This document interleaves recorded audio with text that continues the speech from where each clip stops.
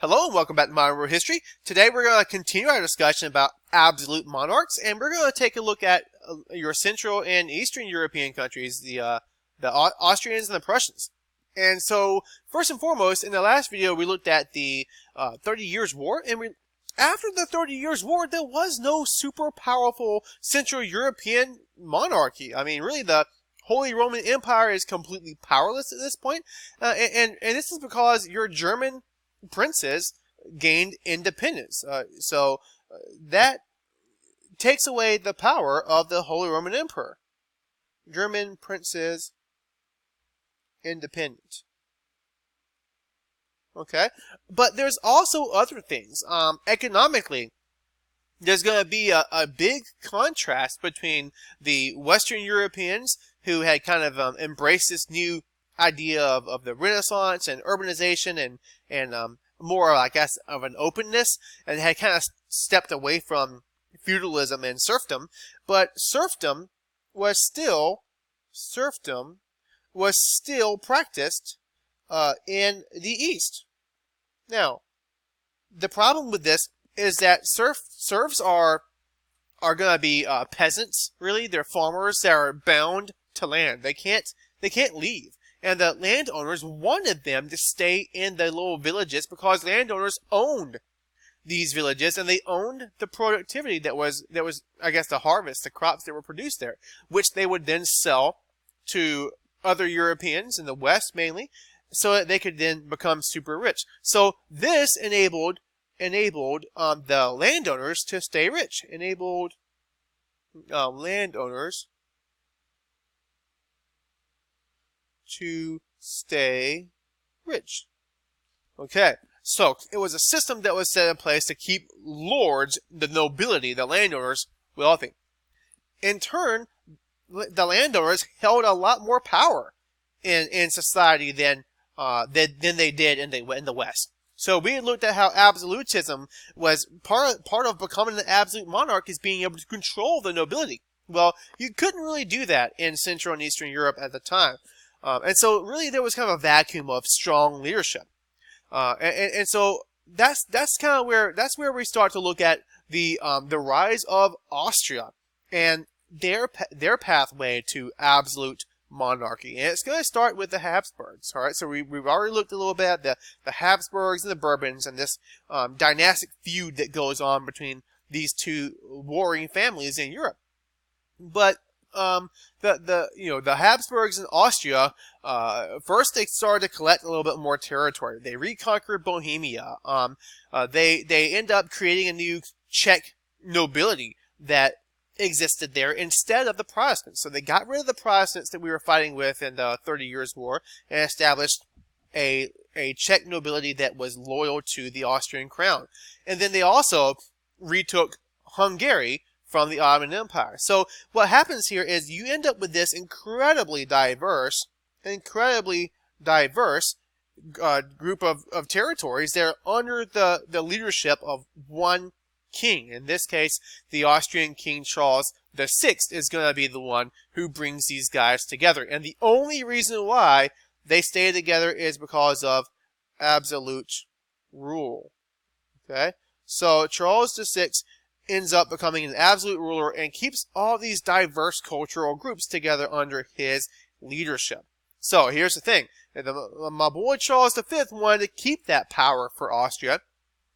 And so he ends up, well, he has a daughter named Maria Theresa, and he wants to make sure that Maria Theresa is able to retain the power that he amassed in Austria.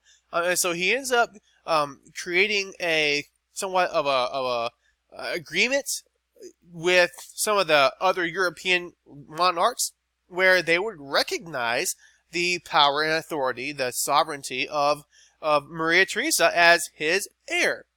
And so what this is supposed to do is kind of guarantee her acceptance and guarantee a peaceful reign for her.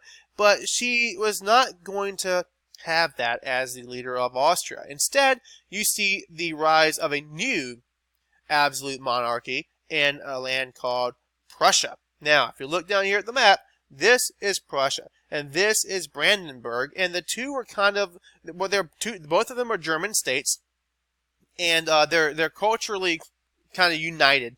And so what you end up seeing here is that the leaders in Prussia are going to be a part of a family name like the Habsburgs and like the Bourbons, except these guys are going to be the Hohenzollerns. The Hohenzollerns,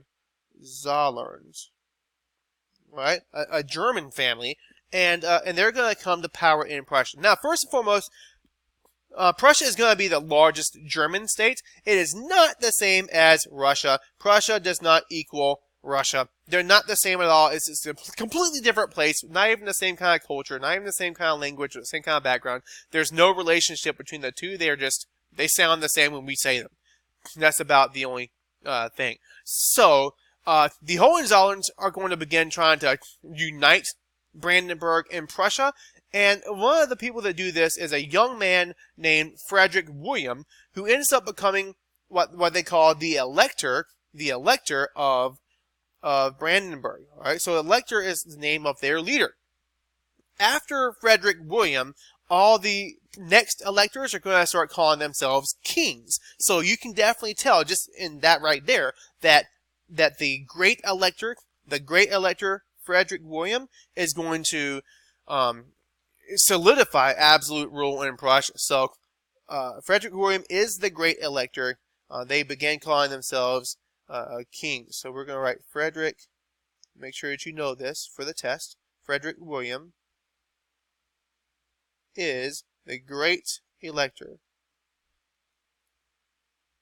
Okay, so Frederick William remembers the 30 Years' War. He says, in order to protect Prussia and their interests, we need a very strong army.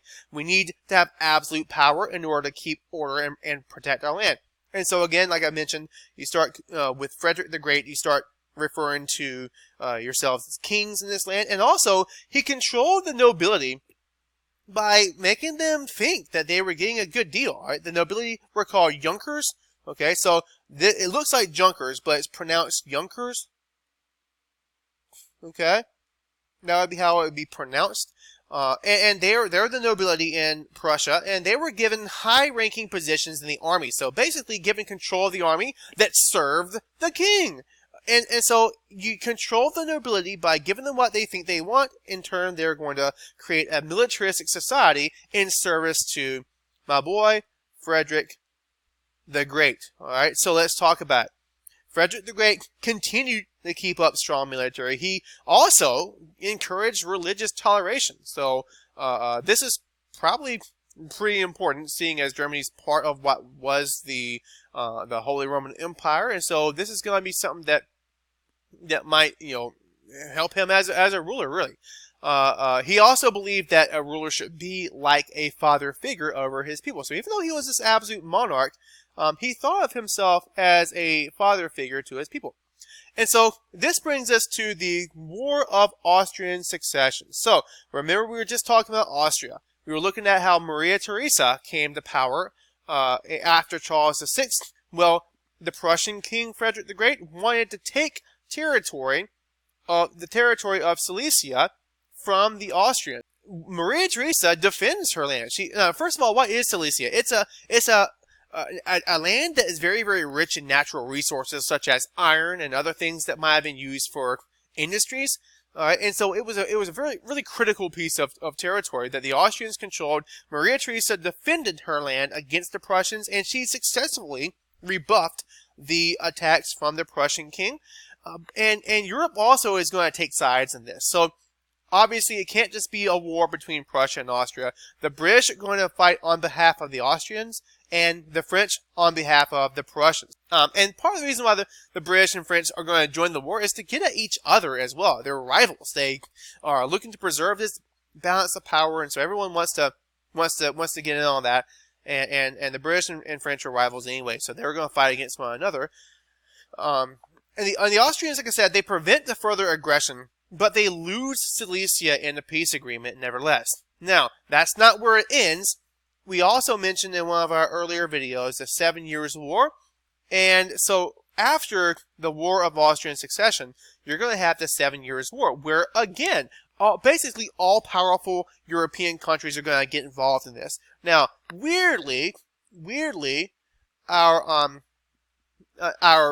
British and our Britain and France have they have switched sides here. So Austria made peace with France. They're thinking, well, these guys aren't really our biggest enemy here. And so, in turn, the British made peace with Prussia and literally switched sides. I mean, who does that, right? They switched sides and fought a war against one another once again. Now, this is a war on a global scale. It could be argued as the first real global war, because it took place not only in Europe, but also in the Americas, and we've already talked about this, because in the Americas, it was well, I've got it written here already. It was the French and Indian War, and we've already talked about that in one of our earlier videos. And really, in that context, the British are going to be the big winners here. So, in terms of Europe, there were basically no territorial gains or losses. So, no territorial changes in Europe. But abroad, the British end up kicking the French out of India forever, which is going to set the stage for them to take India as their most lucrative colony later on during imperialism. And they also end up kicking the French out of North America. And this should have, should be an I for India. So there you have it. The Austrians, the Prussians have both established absolute rule. You've got the War of Austrian Succession and the 7 Years' War, which doesn't have much ramification on the European scene, but has huge territorial changes on the global scene as a whole, and the British come out as the big winners. I'll see you in the next video.